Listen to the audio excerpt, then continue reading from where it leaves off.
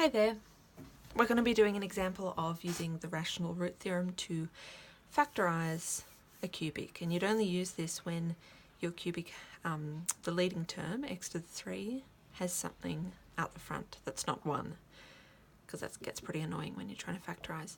So the rational root theorem states that if beta x plus alpha is a factor, so if you can factorise it out, then the polynomial at negative beta of alpha equals 0. That's coming from the factor theorem, that you sub in the factor and it should equal 0. Another way to think about this is you can try out combinations of the polynomial at, and you can try different combinations here, plus or minus, of factors of the constant term divided by factors of this coefficient. So factors of the constant term are negative or positive 1 and negative or positive 5, and factors of the coefficient is negative or positive 1 and negative or positive 3. So therefore this finding out, okay, what possible values should we be subbing into the polynomial, we're going to write a list of them here, or maybe I'll write them here. We could have, so it's going to be, this is beta and this is alpha. So we could have positive or negative, say 1 over 1. So positive 1 over 1, negative 1 over 1. We could have 1 over 3, positive 1 over 3, negative 1 over 3. We could have 5 over 1, positive 5 over 1, negative 5 over 1, and 5 over 3.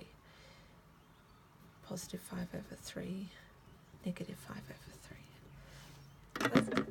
That's 8 possibilities, and basically we have to go through each one of these, sub it in, and find out if it equals 0. That's a lot of work, so if we can cut out any of these before doing that, that would be great. And just looking at this particular cubic, if I sub in a positive there, you'll get a positive, and then this is always positive, then a positive. So 3 positives, probably large numbers, minus 5. That's not likely to equal 0.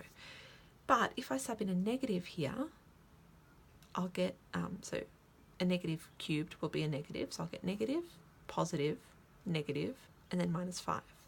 That's much more likely, in fact, it has to be that way in order for that to equal 0.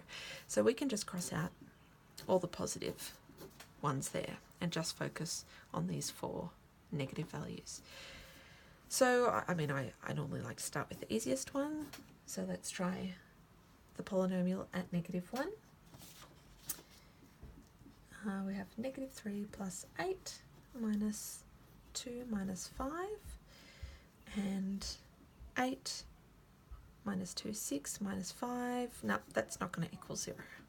I can see that without even finishing it off. Let's try negative 5. Subbing in negative 5, we have negative 3 times 125 plus 8 times 25 minus 10 minus 5. Okay, let's simplify that. 300, 3 times 100 is 300. So that's negative 375. This is 2 times 4 times 25, which is 4 times 2, that's 200, plus 200 minus 15. That's not going to equal 0, so I can get rid of that one. Let's try, so if we've crossed that out, we have crossed that out. Let's try negative 5 over 3. That's probably the most annoying one to try. But let's try, so we've got negative 3 times 25 over, I'm going to leave it as 3 times 9 instead of actually calculating that, because they can cancel out, plus 8, 25 over 3 squared, minus 2, 5 over 3, minus 5.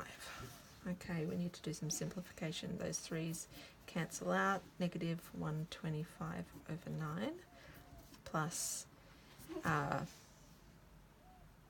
we already know that's 200 over 9, minus 2 times 5 is 10, but we want to change it to over 9. So multiply both 10 and 3 by 3.